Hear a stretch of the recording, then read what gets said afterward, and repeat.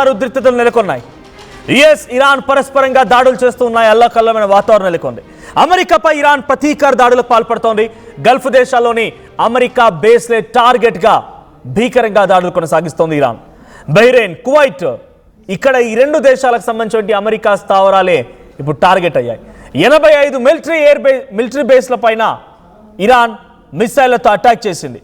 85 military base అంటే అర్థం చేసుకోండి ఏ స్థాయిలో దాడులు కొనసాగుతున్నాయి అనేది. So 85 military air bases, military బేస్లు అంటే కంప్లీట్గా అక్కడ క్యాంపులు ఉంటాయి. అమెరికాకు సంబంధించినటువంటి క్యాంప్స్ ఉంటాయి. సో ఆ క్యాంపులలో ఇప్పుడు అటాక్ జరిగింది. సో ఇప్పుడు అటాక్ సంబంధించిన నేపథ్యంలో మరోసారి ఉద్రిక్తత వాతావరణం పెరిగిపోయింది. ఇరాన్ దాడులతో కువైట్లో ఎమర్జెన్సీ ప్రకటించారు.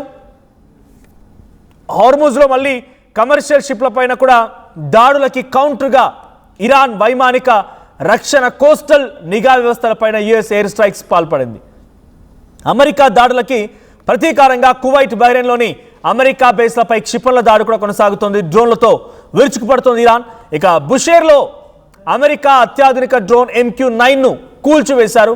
కాల్పుల విరమణ ఒప్పందాన్ని అమెరికా ఉల్లంఘించిందని IRGC చెప్తోంది. అమెరికాపై ఇరాన్ స్పీకర్ గాలిబఫ్ మండిపడ్డారు. ఇక బెదిరింపులు, వేధింపులు కాలం ముగిసింది, ఇక మేము ఎవ్వరికి తలవంచమని చెప్పి గాలిబఫ్ అంటున్నారు. ఇక అమెరికా ఎంత ఒత్తిడి చేసినా తగ్గేదే లేదంటున్నారు. నాటో సమిట్ కోసం తుర్కియా వెళ్ళినటువంటి ట్రంప్ ఇప్పుడు ఈ సమయంలో ఈ దాడులు అక్కడి నుంచి ఆదేశించినట్టు తెలుస్తుంది. ఒకసారి అక్కడ ప్రస్తుత పరిస్థితికి సంబంధించి ఆ విజువల్ చూద్దాం.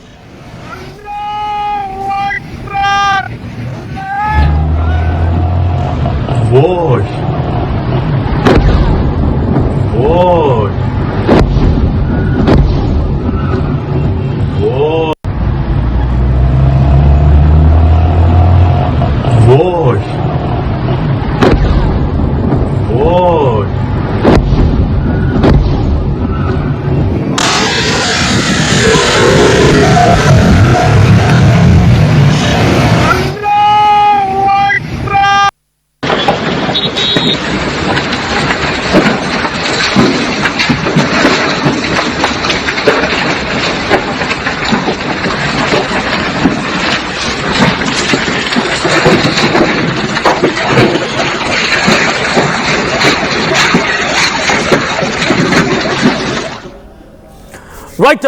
సో కువైట్లో ఎమర్జెన్సీ ప్రకటించారు.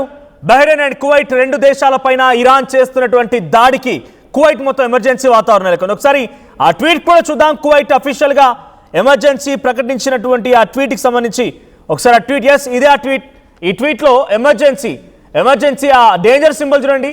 The general staff of the Kuwaiti armed forces confirms that any explosion that may be heard are the result of air defence systems intercepting hostiles target. The public is urged to adhere to safety and security instructions issued by the relevant authorities. So Kuwait Air Defense are currently responding to the hostile missiles and drone threats. అటువైపు నుంచి వచ్చేటువంటి ఆ డ్రోన్స్ని పూర్తిగా కూడా మేము తిప్పికొడుతున్నాము. ఆ తిప్పికొట్టే క్రమంలోనే ఇప్పుడు మీకు బ్లాస్ట్ల శబ్దం వినిపించవచ్చు, భారీ ఆ నిప్పు రవ్వలు కూడా కనిపించవచ్చు. సో జాగ్రత్తగా ఉండండి, తక్షణమే సురక్షిత ప్రాంతాలకు వెళ్ళండి అనేది కువైట్ ఎయిర్ డిఫెన్సెస్ సంబంధించినటువంటి ఒక కీలక ప్రకటన ఇది. సో బహ్రెయిన్లో దాడులు జరుగుతున్న 85 మిలిటరీ క్యాంప్స్ అంటే అక్కడ సిచ్యువేషన్ ఏ స్థాయిలో ఉందో అర్థమవుతోంది. సో ఆ 85 మిలిటరీ క్యాంప్స్ పైన ప్రెసిడెంట్ ఇరాన్ దాడి చేస్తూ ఉంటే అమెరికా అధ్యక్షుడు డొనాల్డ్ ట్రంప్ కూడా తిరిగి ప్రతిస్పందన చేయమని కూడా ఆయన ప్రెసిడెంట్ టర్కీలో ఉన్నారు. టర్కీలో ఆయన ఒక నాటో మీటింగ్లో అటెండ్ అవుతున్నారు. సో ఆ నాటో మీటింగ్లో అటెండ్ అవుతూనే డొనాల్డ్ ట్రంప్ అక్కడి నుంచి ఆదేశాలు జారీ చేసినట్టు తెలుస్తోంది. సో ఇంకా సిచ్యువేషన్ మాత్రం రోజు రోజుకి ఎక్స్ట్రీమ్గా మారుతోంది. సో ఒకసారి మనం ట్వీట్ చూస్తున్నాం. గాలిబఫ్ ఆయన ప్రెసిడెంట్ ఇరానియన్ స్పీకర్ ఆయన ఏం చెప్తున్నారు? Major MOU violation by US. కాల్పుల విరమణకు సంబంధించి ఆ ఉల్లంఘన జరిగింది అనేది ఆయన మెన్షన్ చేశారు. Violating Iranian adjustments in the strait, persistent threats of further strikes, reinstating oil sanctions, attacks on southern Iran, continued Zionist aggression on Iran. The era of bullying and extortion is over. It leads nowhere. We don't fold. So, present ఆయన చెప్తున్న మాట ఏంటి అని అంటే అక్కడ జరిగేటువంటి దాడి కంప్లీట్గా మమ్మల్ని భయపెట్టడానికి, మమ్మల్ని అనగదొక్కడానికి, కానీ దిస్ బుల్లింగ్, అనగదొక్కే ప్రయత్నం, ఎక్స్టార్షన్, మమ్మల్ని పూర్తిగా లూటీ చేసే ప్రయత్నం చేస్తే ఎట్టి పరిస్థితుల్లో ఊరుకునేదే లేదు అనేది ఆయన చెప్తున్న మాట. సో ఇరాన్ వైపు నుంచి ఇది స్టేట్మెంట్. అండ్ కువైట్కి సంబంధించినటువంటి ఎమర్జెన్సీ స్టేట్మెంట్ కూడా ఇందాక మీరు ఆర్టీవీలో స్క్రీన్ పై చూశారు. But as of now situation మాత్రం ఎక్స్ట్రీమ్గా మారుతోంది. అమెరికా ఇరాన్ మధ్య యుద్ధం ముగిసిందా అనేటువంటి ఆ క్వశ్చన్ మార్క్కి అవసరం లేదు. యుద్ధం ముగియలేదు, కంప్లీట్గా యుద్ధం మళ్ళీ తీవ్రతరం దాలుస్తోంది. ఒకరిపై అటాక్ చేస్తూనే ఉన్నారు. స్ట్రైట్ ఆఫ్ హార్మూజ్ దగ్గర ఎప్పుడైతే ఇరాన్ మొదటగా 2 నౌకల్ని, ఆయిల్ షిప్స్ని పేల్చేసిందో ఆ తర్వాత నుంచి అమెరికా కూడా రిటిలియేట్ చేయడం మొదలుపెట్టింది.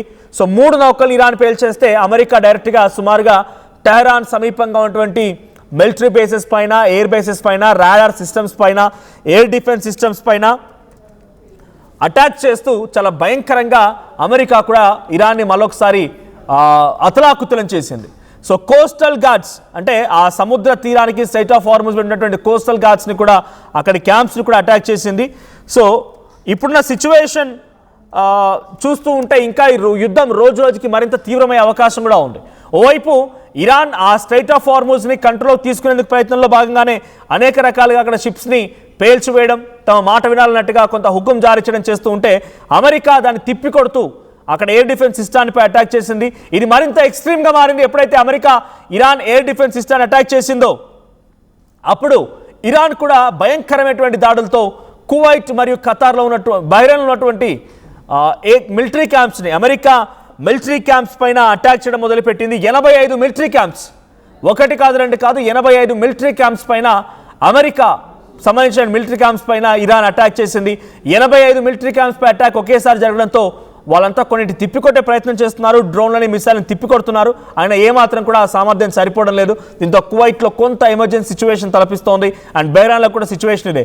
ఇది రోజు రోజుకు చూస్తుంటే మరింత యుద్ధంగా మారే అవకాశం కూడా ఉంది. అమెరికా అధ్యక్షుడు డొనాల్డ్ ట్రంప్ చెప్పిన మాట ఏంటి అని అంటే, శాంతి కోసం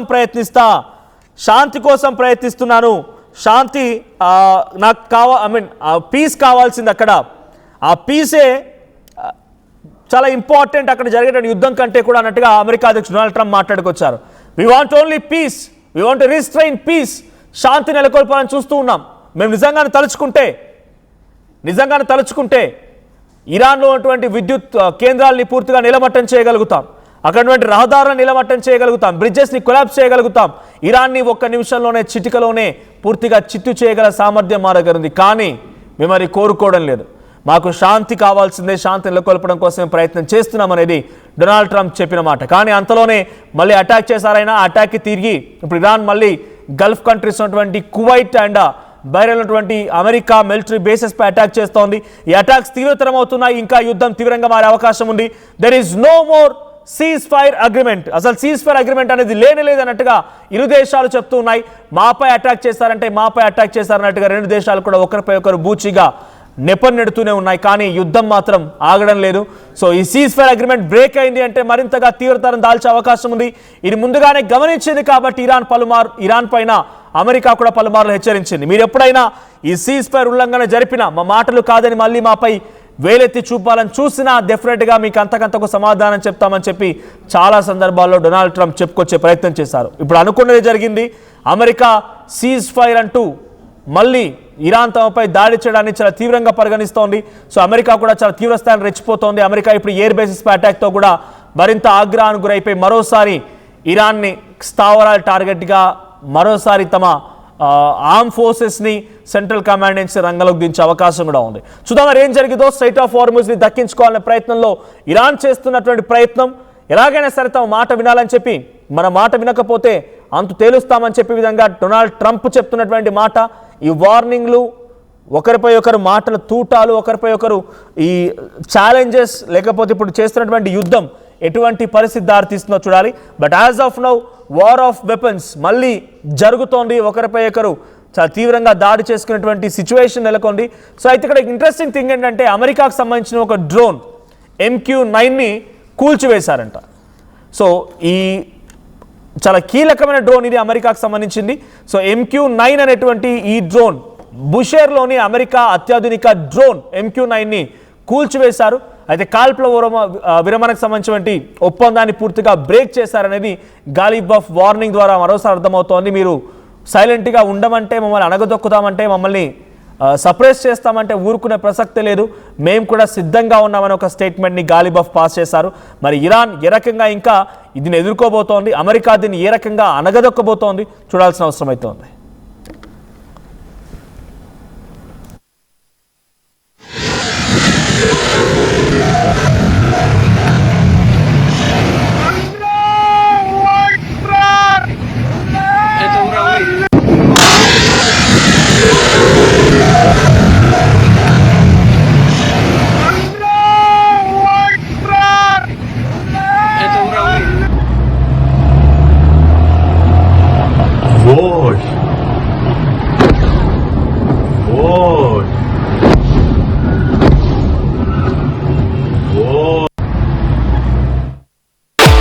At KL Lake, you have the freedom to choose the subjects that fuel the engineering.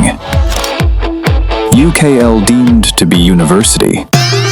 I'm Rishabh, a digital marketing strategist and a football player. I refuse to be one. At Anurag University, be everyone you dream to be.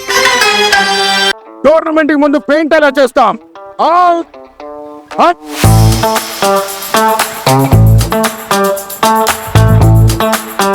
Plan అయితే చాలా బాగుంది. Sir, stadium పరిస్థితి చూడండి. Tournament ముందు paint ఎలా చేస్తాం? Techno paints ఉందిగా. Techno paints, township, dam, stadium లేదా మనీళ్ళు, పెయింట్స్ నుంచి పెయింటింగ్ వరకు పూర్తి సొల్యూషన్ కావాలంటే మేమున్నాం. కానీ సార్, టైంకి పూర్తవుతుందా? రోజుకు 23 లక్షల స్క్వేర్ ఫీట్ పెయింటింగ్ చేయగల సామర్థ్యం, 5,000 మంది స్కిల్డ్ లేబర్ టీమ్ మా వెంట ఉంది. 23 లక్షల? అవును, ప్రపంచ స్థాయి రంగులు, అద్భుతమైన షేడ్స్ తో భారతదేశపు అసలైన పెయింట్ మరియు పెయింటింగ్ శక్తిని మేమే. We are techno paints. Techno paints.